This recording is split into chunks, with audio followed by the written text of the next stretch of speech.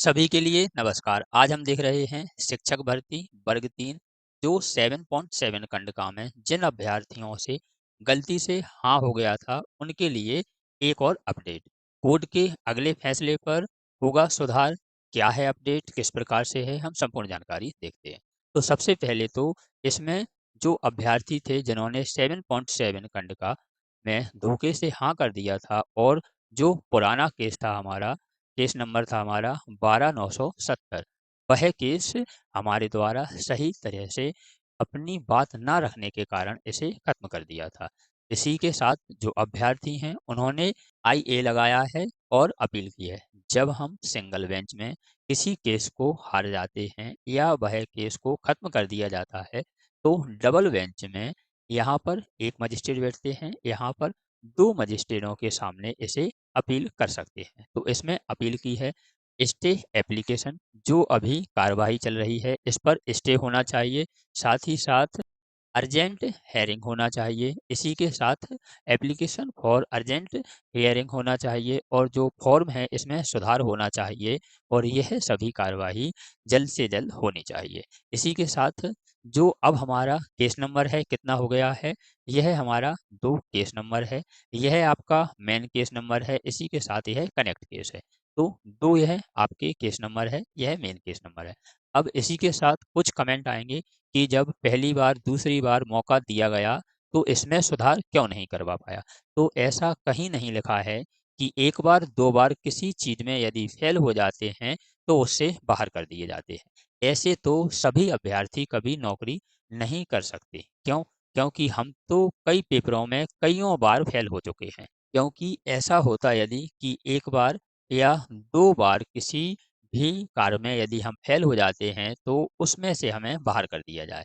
ऐसे तो एक भी अभ्यर्थी की नौकरी लगना मुश्किल हो जाती, क्योंकि पहली दूसरी बार में बहुत कम अभ्यर्थी हैं जो किसी भी टेस्ट में निकल सकते हैं।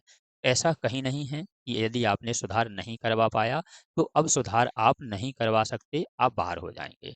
आगे जो अपडेट है जो हमने आपको बताई कि इमरजेंसी हेयरिंग होना चाहिए, स्टे होना चाहिए, यह सभी हमने बातें आपको ऊपर बताई। अब हम देखते हैं कि हमारी जो IA है यह क्या होता है। यह अंतरिम एप्लीकेशन होती है, अंतरिम आवेदन होता है, जिसमें क्या सुविधाएं होती हैं।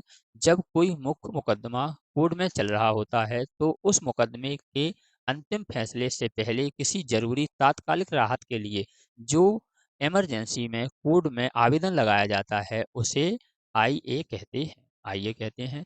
जब जज उस अर्जी पर कोई आदेश देते हैं तो उसे कोर्ट ऑर्डर IA कहा जाता है। आइए क्यों दाखिल किया जाता है?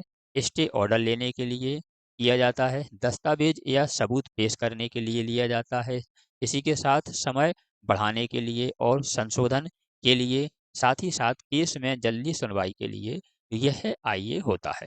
तो यह दर्ज कर दिया गया है।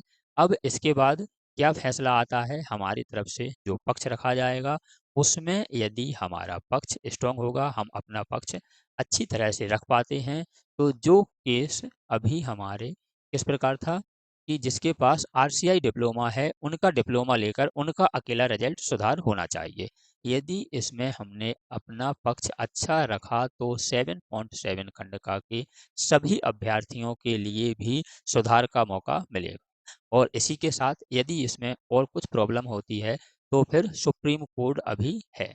इसके बाद सभी अभ्यर्थी सुप्रीम कोर्ट जाएंगे, लेकिन नौकरी बड़ी मुश्किल से लगती है, ऐसे हाथ से नहीं जाने देंगे। साथ ही साथ जो अभ्यर्थी चयनित हो गए हैं, जिनका किसी भी प्रकार से कोई भी इस प्रकरण से कोई लेना देना नहीं है, उनका भी किसी प्रकार से घाटा नहीं होगा।